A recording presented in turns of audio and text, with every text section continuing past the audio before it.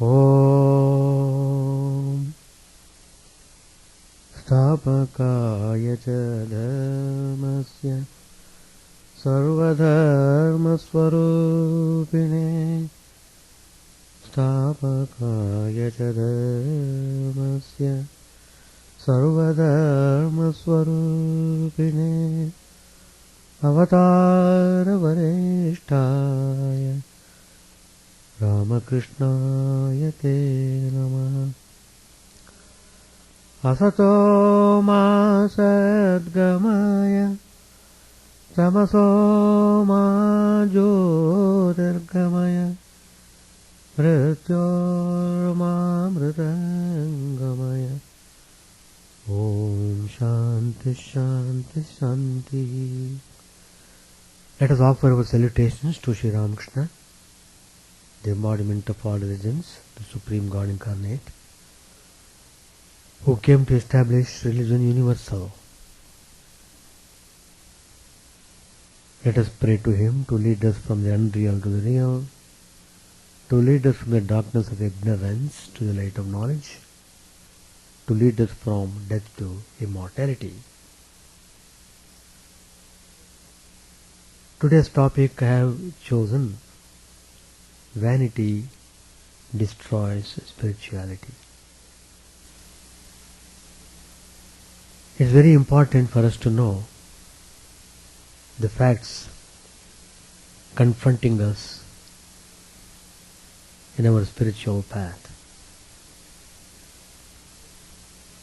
If we are really serious about progressing well in the spiritual path,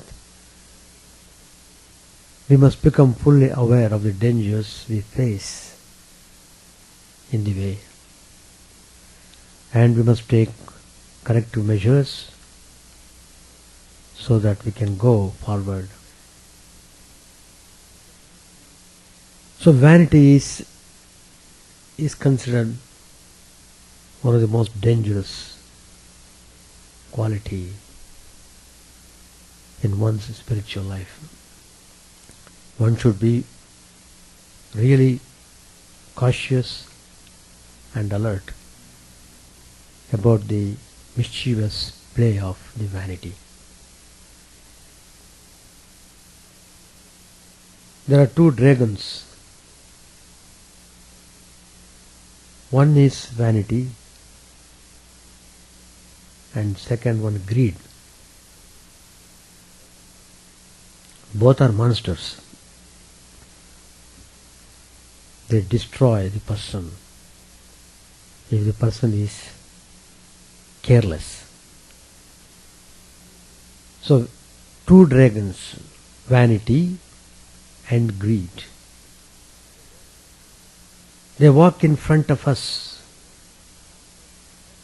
and organize everything beforehand. If one observes these dragons closely, both are functions of self-love. To love oneself is not a crime, but to only love oneself is foolishness.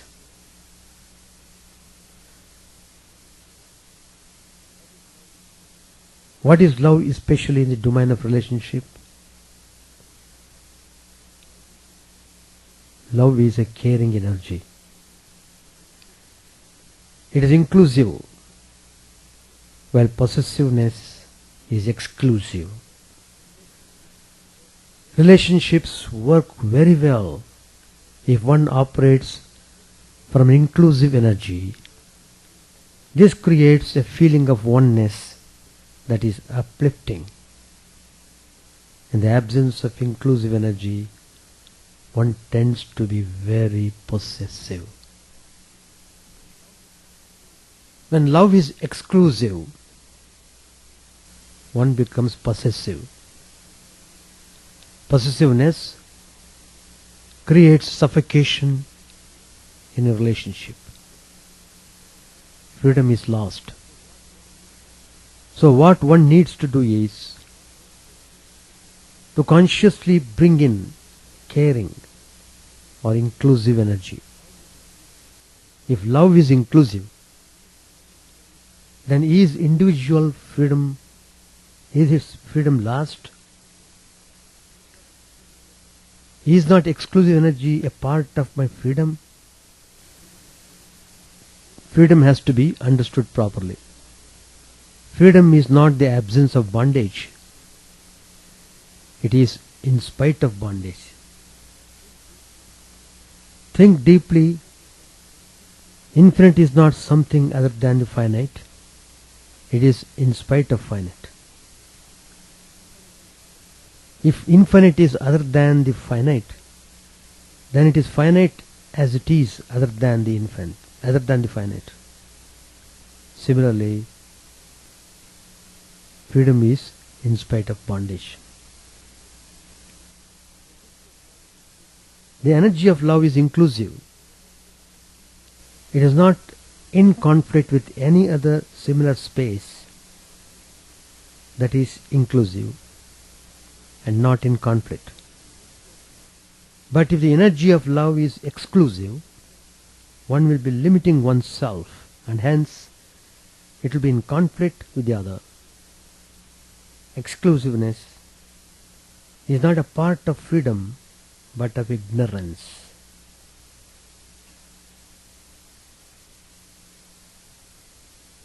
The example is given.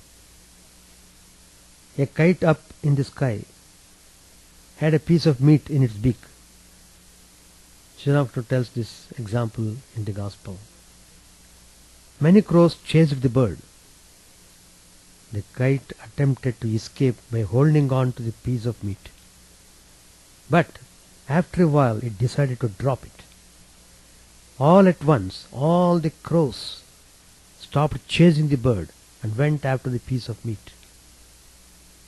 Finally, the kite sighed in relief and declared, I might have lost the piece of meat, but I have found my freedom. Drop the notion that love is exclusive and discover the freedom that love is inclusive. If one understands this, how can vanity and greed be the ulcer of the soul? Greed and vanity are part of self-love. In such a state, one is in constant conflict with the other. This leads to an ulcer. Let us learn to create harmony with what is and not be in conflict with what is. Vanity and greed are based on our unreal part. Both hell and heaven are before one. Choose your inner breath. When one renounces the unreal part, then there is light. Or else the two giants will be ahead of us. Sri Ramakrishna says in the Gospel, it is very difficult to give up vanity. You may discriminate saying that the ego is nothing at all, but still it comes. Nobody knows from where. A goat's legs jerk for a few moments, even after its head has been cut off. Or perhaps you are frightened in a dream. You shake off sleep and are wide awake, but still you feel your heart palpitating. Egotism is exactly like that. You may drive it away, but still it appears from somewhere. Then you look sullen and say, what? I have not been shown proper respect. I have been coming to Vedanta Society since 40 years. Is this the treatment I am getting? Like this. They make all sorts of nonsense utterances. Anyway, that shows a lack of proper understanding, lack of organizing the thoughts in the mind, lack of proper spiritual knowledge. Once Sri Ramakrishna said to the sub-judge, let me ask you one thing. Are vanity and egotism the result of knowledge or of ignorance? Egotism is of the nature of tamas, It is begotten by ignorance. On account of the barrier of ego, one doesn't see God. All troubles come to an end when the ego dies. It is futile to be egotistic. Neither body nor wealth will last. You may be a judge or anybody else, but it is all for 2 days only. Therefore, you should give up vanity and pride. This is Sri Ramakrishna's instruction. Both are ulcers of the soul. Vanity and pride. Musician asked the question, Sir, what is the way to realize God? Master said, Bhakti is the one essential thing. To be sure, God exists in all beings. Who then is a devotee? He whose mind dwells on God. But this is not possible as long as one has egotism and vanity. The water of God's grace cannot collect on the high mound of egotism. It runs down. I am a mere machine. Again Sri Ramakrishna tells, oh, how vanity turns a person's head. There was a scavenger woman in the temple garden at Dakshineshwar. And her pride, and all because of a few ornaments. One day a few men were passing her on the path, and she shouted to them, Hey, get out of the way, you people.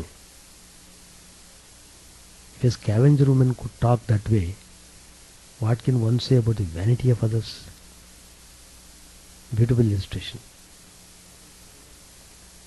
Water is dried up at once if poured on a heap of ashes. Vanity is like this heap of ashes.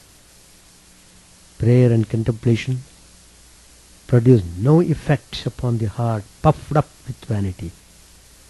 Vanity kills spirituality. If you are aspiring for spirituality, mercilessly get rid of vanity. Mercilessly. Be devoid of vanity as a castaway leaf carried by the high wind. The steward of a certain rich man was left in charge of his master's property. This also said in the Gospel. When asked by someone as to whose property it was, he used to say, Sir, this is all my property. These houses are and these gardens are all mine. He would speak in this strain with an air of vanity. One day, he happened to catch fish in a pond of the master's garden house in contravention of his strict prohibition. As ill luck would have it, the master came upon the scene just then and saw what was going on and what his dishonest steward was doing. Finding out the faithlessness of his servant, the master at once drove him away from his estate, disgraced and dishonored, and confiscated all his past earnings. The master was a little cruel. The poor fellow could not take him with him, even his rickety box of utensils, which was his sole private property. Such is the punishment that overtakes false pride. Beware, beware, beware. Once upon a time, conceit entered into the heart of Narad, and he thought there was no greater devotee than himself. All the time he was repeating Narayan, and who is there in this universe who is more devoted than me? Just that thinking was passing through his mind.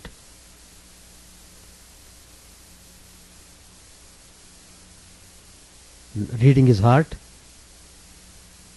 the Divine Lord said, Well, Narad, go to such and such a place. a great devotee of mine is living there. Cultivate his acquaintance. He is truly devoted to me. Narad was amazed. Well, Lord is directing him to go there. So he went there and found an agriculturist, very ordinary person, who rose early in the morning. What he would do? He would announce, he would utter the name of God, he would utter Hari only once. Just after getting up his bed, he would chant Hari. And taking plough, went out and tilled the ground all day long. Farmer's life is very hard life. At night he went to bed, again after uttering the name of Hari once more. So morning once he used to say Hari. Evening before going to bed he would say another time Hari. That's all. Narad observed this. And he said to himself, how can this most ordinary rustic be considered a lover of God? I see him busily engaged in worldly duties, and he has no signs of a pious man about him. So like that, with these ideas in his mind, Narad went back to the Lord and spoke what he thought of his new acquaintance. Thereupon the Lord said, well, Narad, take up this cup of oil, keep it on your head, go around this city and come back with it. But take care that you do not spill even a single drop of it. Narad did as he was told. And on his return the Lord asked him, well, Narad, here is a question. How many times did you remember me in the course of your walk around the city? Master, not once. And Narad said further, how could I, when I had to wash this cup brimming over with oil? The Lord then said, this one cup of oil did so divert your attention that even if you did forget me altogether, this one cup of oil did so divert your attention that even you did forget me altogether. But look at that rustic, who though carrying the heavy burden of a family, still remembers me twice every day. This opened up the eyes of Narad, and he was totally humbled. He did realize the vanity in him. He was a true spiritual seeker and a true spiritual person. So he took it in a right spirit. Well, my master has pointed out clearly the most dangerous defect in me. I should get rid of it. That's the sign of real, sincere, serious, spiritual seeker. Otherwise, people take wrong steps. Oh, I was not shown respect in the ashrama. Why should I go to ashrama? Like that, the negative thoughts crop up in their mind. They connect individuals with the ashrama. Anyway, it is very dangerous to have that kind of vanity in oneself. The more you come to ashram, the more you become humble. More and more humble. What is the limit? Become humbler than the humblest. That is the limit. Is there any person like that? Yes. Who is that? Sri Ramakrishna. Humbler than the humblest. What is the result? So he was a greater than the greatest. You don't have to aspire for greatness. It will come by itself. It runs after you. You don't have to run.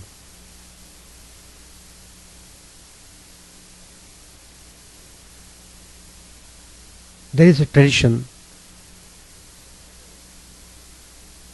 that whatever we eat, we should offer it to God before we take that food. It should first be offered, and when we eat it after God's prasad,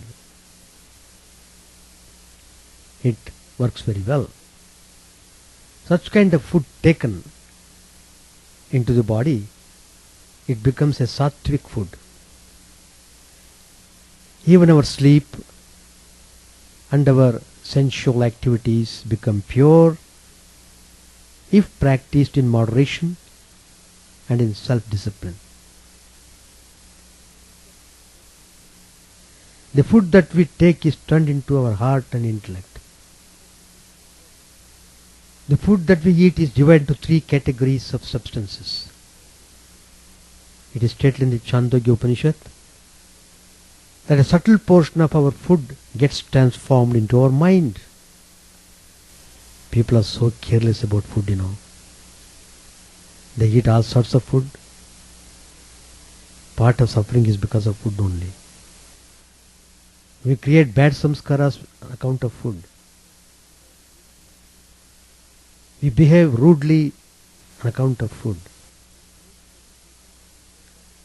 The mind's cultivation or perversion depends upon the kind of food we take in. So what is the lesson? Pure food makes for a pure mind. The effect of food upon our body is beautifully illustrated in a nice story from Mahabharata. So many stories are there in the great epic. After the Bharata war, Bhishma lay on his bed of arrows and preached long sermons on righteousness to Yudhishthira for consoling him. Hearing this, Draupadi asks Bhishma a question. Sir, you give such long sermons on righteousness now? Why did you sit quiet when Duryodhana and Dushasana attempted an outrage on my modesty? Why didn't you oppose them then? Where was your conscience then? Very pertinent question. To this Bhishma replies, O Draupadi,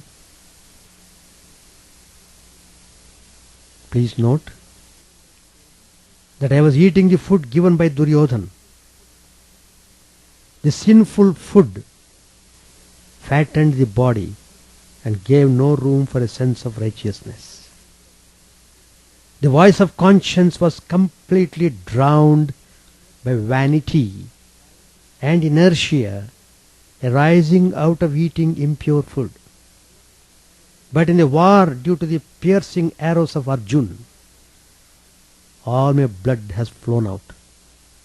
The blood my body produced out of Duryodhana's food was drained out, and I just have my skeleton which is pure. The body thus doesn't have any of the perversions worked by bad food. Since my native sense of righteousness has awakened now, I have been able to give such an extensive message. Like that, there are so many instances in the life of people. Arjuna happened to be a Rajasic warrior. He wished to fight and kill people. In the Mahabharata we saw how he fought against the enemy. In that way, he had developed a kind of pride in himself, which was not good. Krishna observed it. See, if you are a sincere devotee of God, God makes necessary correction.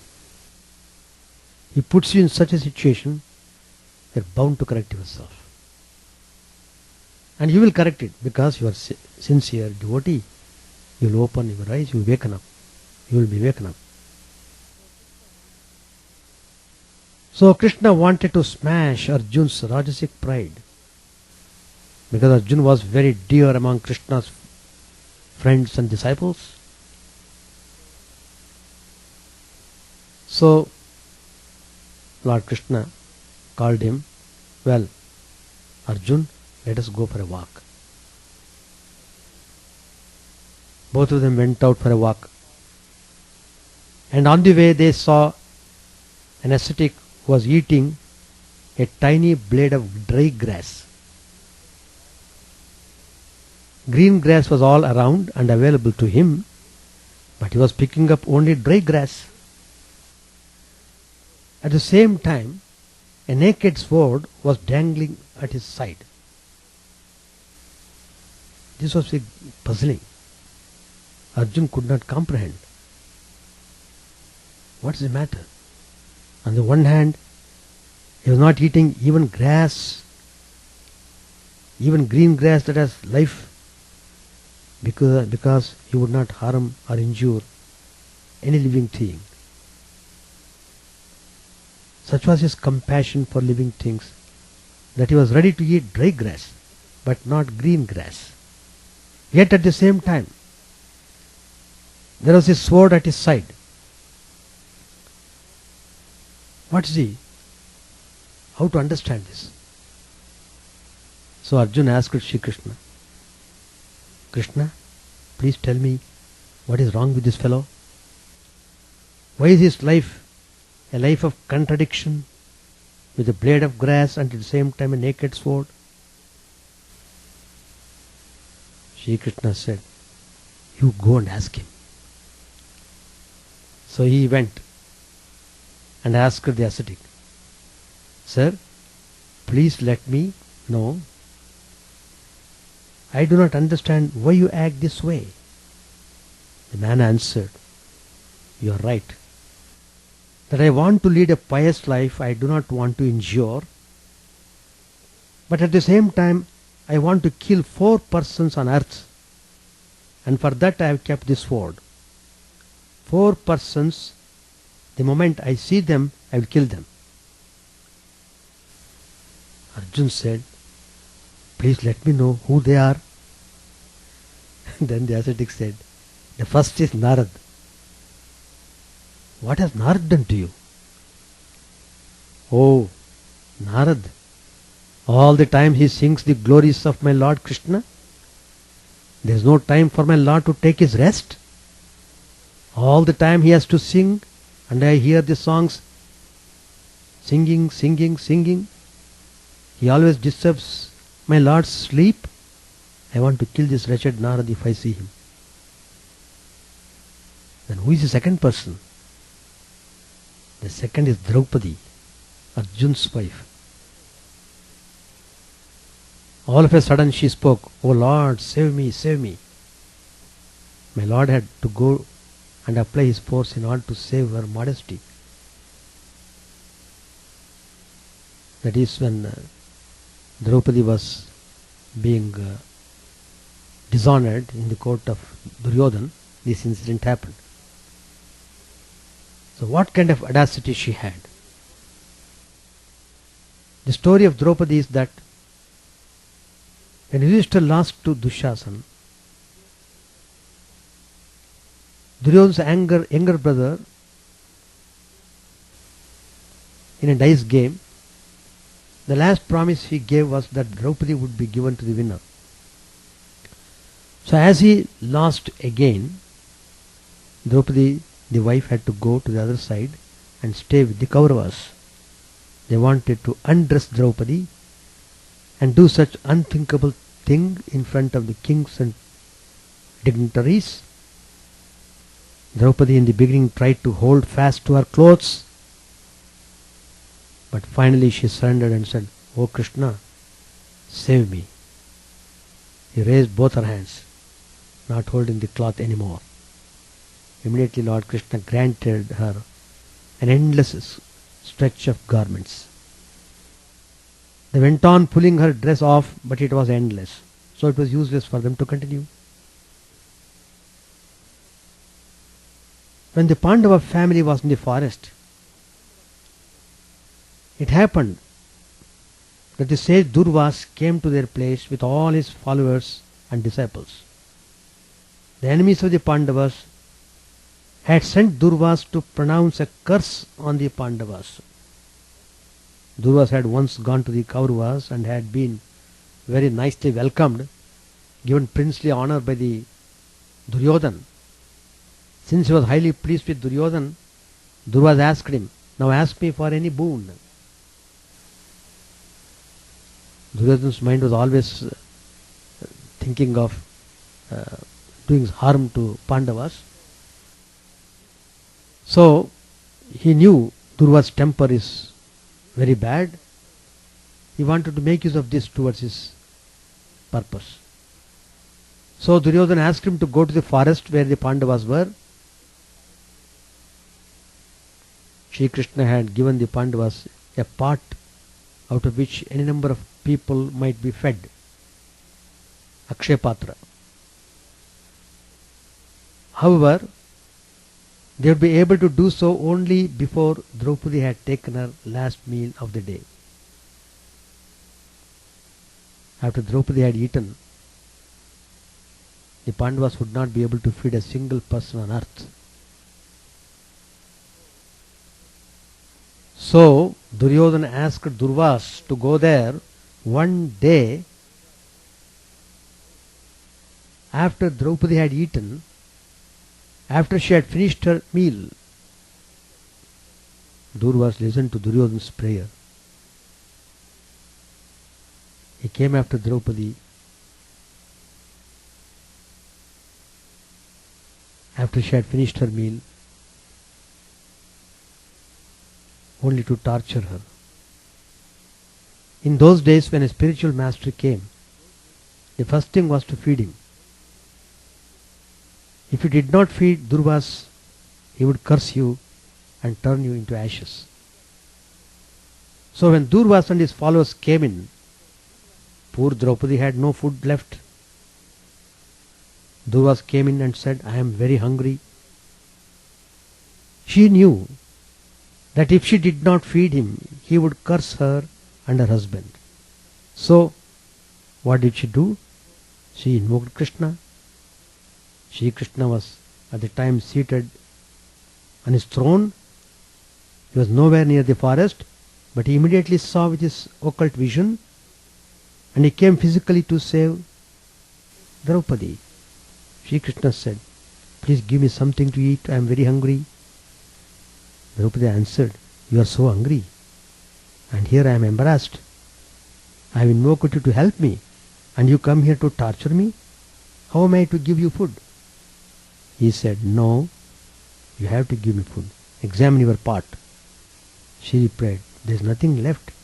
I am not telling you a lie. I have washed it, I have eaten, we have all eaten, there is nothing left. I can show it to you."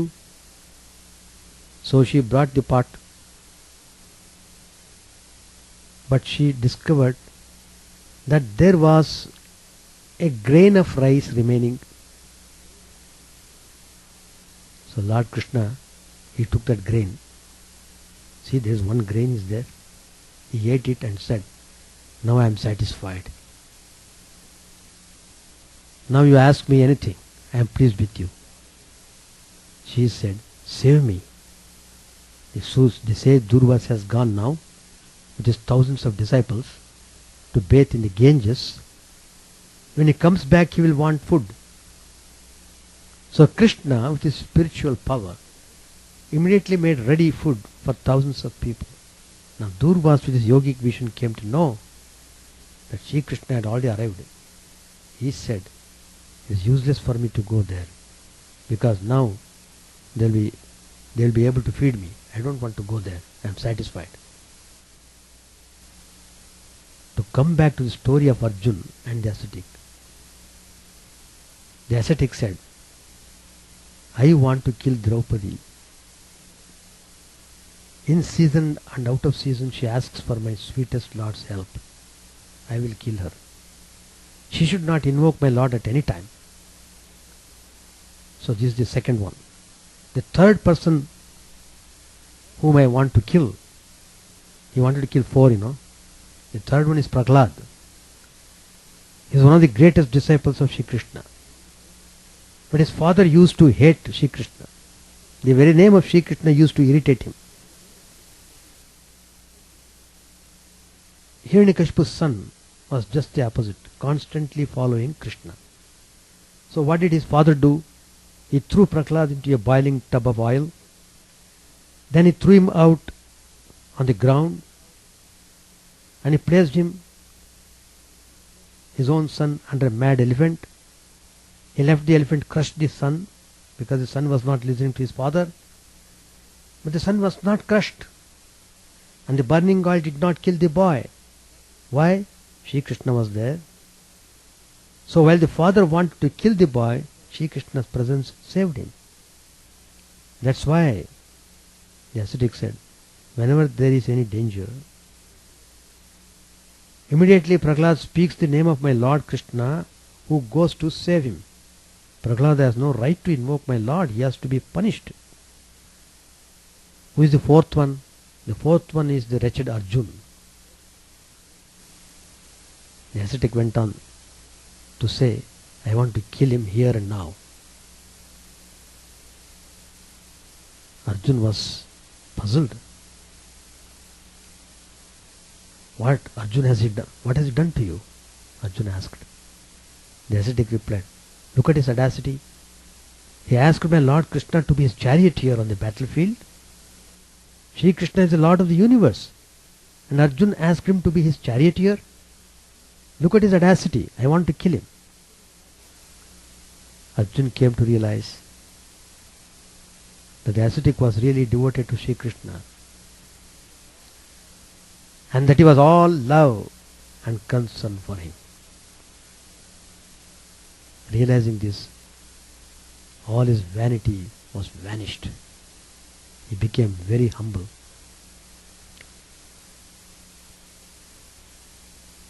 And there's another incident which is given by Swami Vivekananda in his complete works in the course of his talk. That is about a frog's half-rupee coin. It so happened that a frog found a half-rupee coin at the bottom of his pond. He seized it and thought, is there anyone who is as rich as I am now? So now I shall claim what is rightfully mine. This pond belongs to me alone. Clutching the half-rupee coin tightly, the frog sat in the middle of a landing which was used by the king's elephant when he visited the pond to drink and bathe. Soon the royal elephant keeper led the king's one tusker to the landing. The frog puffed himself up and held up the half-rupee coin. He shouted, halt! Turn back, you fat fool! He is criticizing the elephant, the frog. I am the lord of this pond and you are henceforward forbidden to set foot here. All this because the frog had half-rupee coin. Without paying attention to him, the elephant set his foot upon that frog's body, crushed him flat and entered the pond for his bath. And so, the insignificant Jiva declares himself Lord and Master of all the surveys, of all his surveys on the strength of something that is really valueless. Wealth, power, fame, beauty, knowledge, artistic talent, or any other gift of material nature is impermanent. So, what value will the attainment of these have for the eternal spirit soul? How foolish we are to become puffed up due to these anarthas, valueless acquisitions. And how foolish we are to declare the products of material nature, over which we have no control, to belong to us alone. His mind inflamed by the infections of eye and mind, the ignorant living entity rushes headlong to his death, thinking that he is so great that even death must give way. But can anybody escape death? None. Swami Brahmanji used to say, man suffers because of his ignorance. Ignorance is the root cause of all suffering.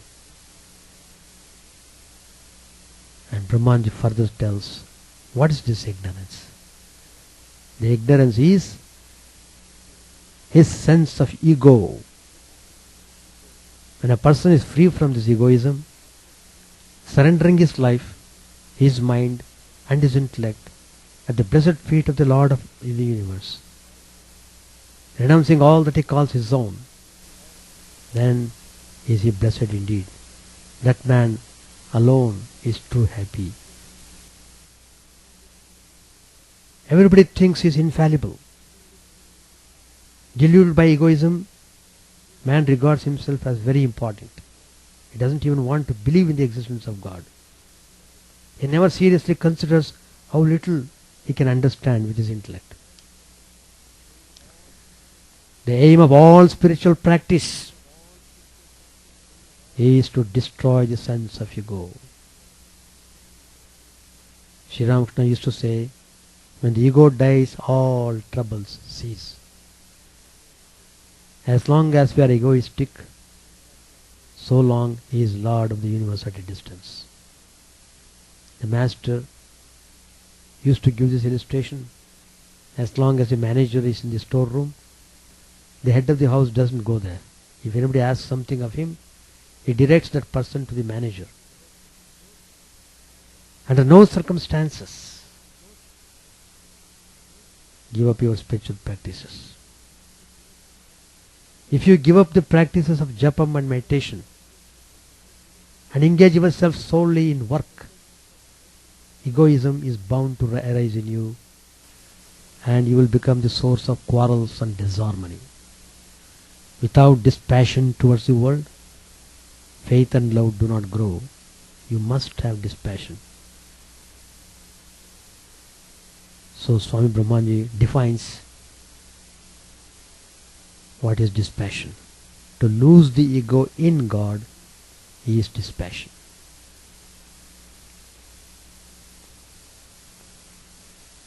Swami Chidananda ji, another great disciple of Sri Ramakrishna, he said in his teachings, unless work is accompanied by meditation, japa and other spiritual practices, his very spirit is lost. Then one forgets it. It is the Lord's work and not his own. Egotism and pride come, and instead of being purified by the work, the heart becomes defiled. Know it for certain that if one goes on performing one's duties under the sincere belief that one is doing God's work, one can never suffer spiritually. God protects such a one forever. But the fall comes as soon as egoism and attachment creep in. Along with work, you should practice meditation and japa regularly. That helps in maintaining a balance. And a little intrusion by pride and egotism is not a thing to be worried about. Little intrusion is not to be worried about. For God himself will put you under circumstances necessary for the wiping out of that little defect. As for pride and egotism, these can come even to the man engaged in austerities in solitude, who may then think that he has become a big ascetic. If you are true to yourself, if your thoughts and actions are in accord with each other, pride and egotism can never assail you, whether you are engaged in spiritual practice or service to God. One must have diligence so long as one has the notion of ego. Swami Premanandaji, another direct disciple, said, what did Sri Ramakrishna do to us? What did he do to us? Premanandaji himself answers that question. He made us nobodies. You also have to become nobodies. Wipe out all vanity and all sense of ego. Sri Ramakrishna used to say, when the ego dies, all troubles cease. Not I, but thou, O Lord. That's the attitude you must have. Look at the life of Nag Mahasaya. There is not the least trace of ego in him. Girish Chandra Ghosh used to say, Maya, the delusion, tried to bind Nag Mahasaya and Vivekananda in her net. But Nag Mahasaya became smaller than the smallest, that the Maya's net could not hold him. And Vivekananda grew big. Always remember, the Lord is the doer. If ever the idea that I am the doer enters into your head, the Lord instantly leaves the place. All efforts then will be in vain. Therefore, I say, be careful, holy man. Let not the unripe ego ever enter your heart. Pray that you may only be the instrument in the hands of the Lord through His grace.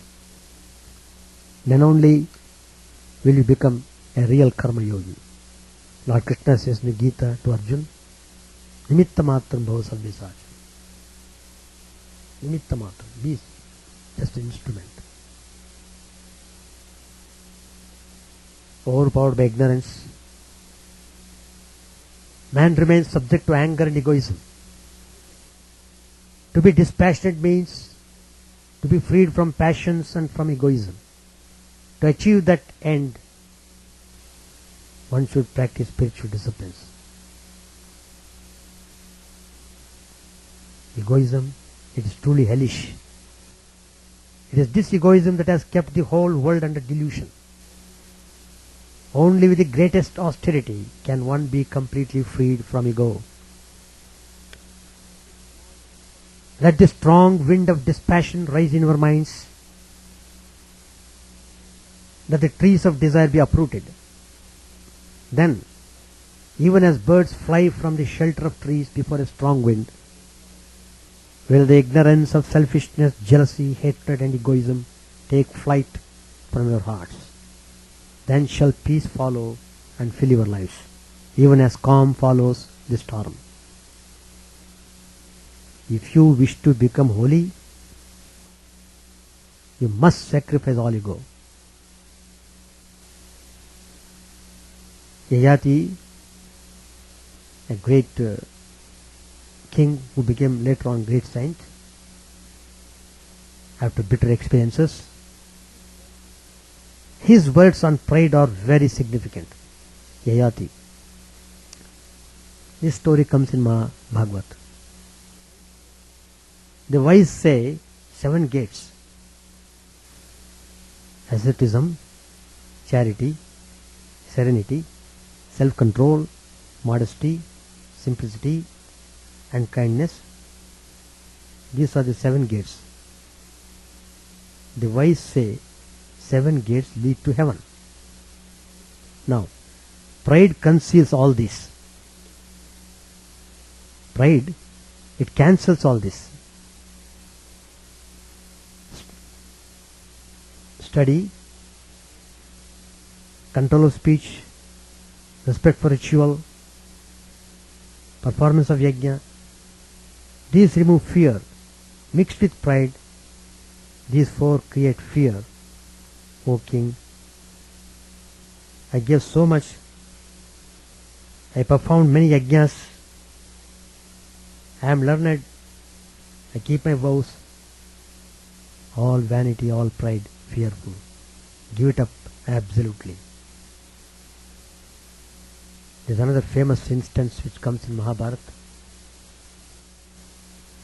how Bhima was once puffed up with pride. Narayana Ashrama is a holy place in the Himalayas. Many sages spent their lives there in meditation. The Pandavas went to this place during their exile. The sages received them happily and invited them to spend some days there. Yudhishthira accepted their invitation. One day, Draupadi saw a beautiful lotus floating in the river. It was a 1,000-petaled lotus with very sweet fragrance. Draupadi could not control the desire. She approached Bhima. She showed that flower to him and said, "Well, Bhim, can you please get me more of such lotuses? We shall worship the sages with these." Hearing the Draupadi's simple request, Bhim immediately agreed. Accordingly, he set out in search of that lotus. He walked for a long distance. He saw many fragrant flowers, but he still did not find the lotus he was searching for. On the way, in a banana grove, Lord Hanuman was sitting there in ecstasy, repeating the Lord's name. He was also Vayuputra, as Bhima was.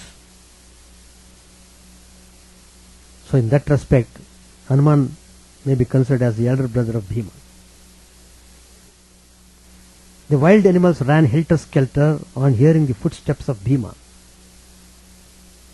Hanuman understood that his younger brother Bhima was approaching him. So Hanuman wanted to have some fun at his brother's expense. So what he did, he spread out his tail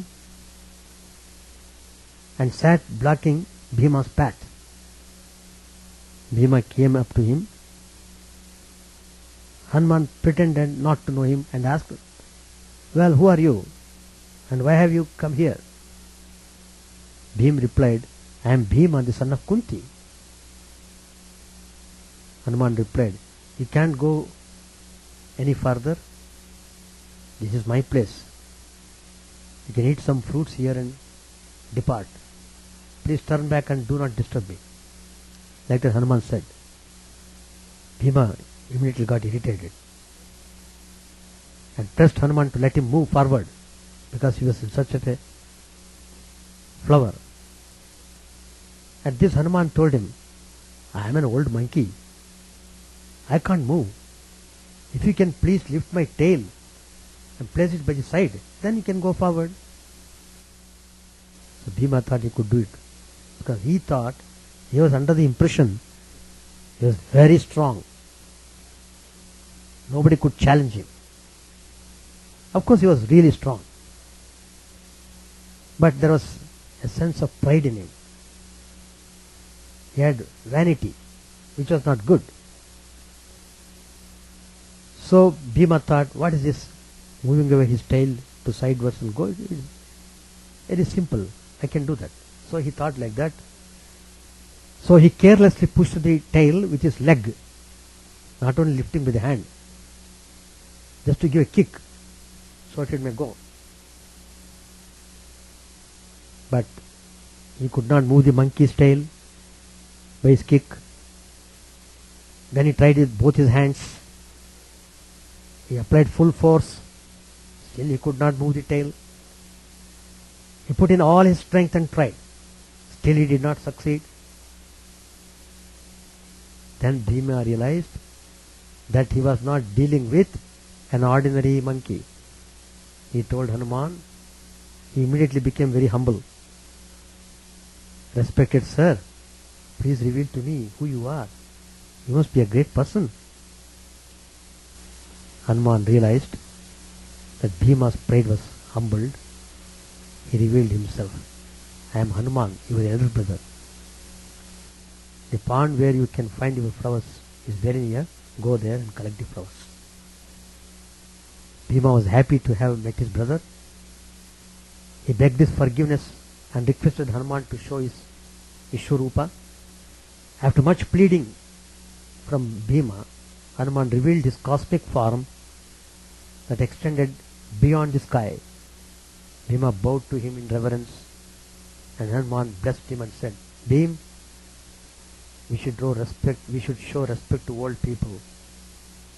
May the Lord help you in your efforts.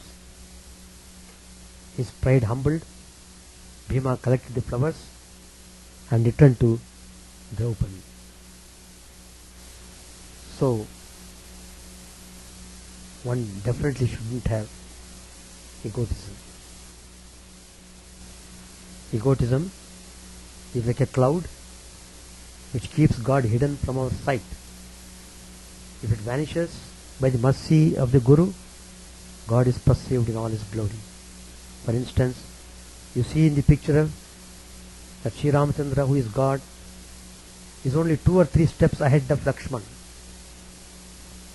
the symbol of Jiva, but Sita, the symbol of Maya, coming in between the two, prevents Lakshman from having a view of Sri Ramachandra. The sun can give you heat and light to the whole world, but he cannot do so when the clouds shut out his rays. Similarly, as long as egotism veils the hearts, God cannot shine upon it. So let us try to remember all these teachings, find out in what level we are standing, look to yourself, how far you are able to be freed from ego, from vanity. That helps a great deal in the spiritual path. Never encourage vanity any moment. So many things happen in our life. We pass through so many experiences, crushing our ego.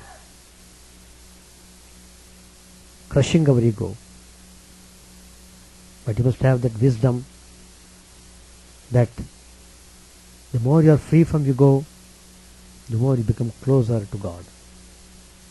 With these words I conclude my talk. Thank you very much. Another most important function coming up in the month of July, that is 1st of July, which happens to be Sunday. We are having a very important program which you should not miss at all. And that is consecration of phase 1 of Sri Ramakrishna Universal Temple. We are celebrating it by performing the Havans, Homas, Ganapati Homa, Navagraha Homa and Sri Ramakrishna Homa. And the program will start morning at 9 o'clock on Sunday, July 1st. From 9 to 1, the program continues. You are all invited to participate actively in this program. And after the program is over, all of you will be given prasadam there. For the details of the consecration of the temple, for participation, please contact the office. Om Sahana Bhavatu Sahanau Punaktu Sahaviryam Karavavagai Tejasvinavaditamastu ma vidvishavai. Om Shanti Shanti Shanti. May the Lord protect us, may He nourish us, may we not be fruitful and enlightened, may we not hate each other. Peace, peace, peace be unto all.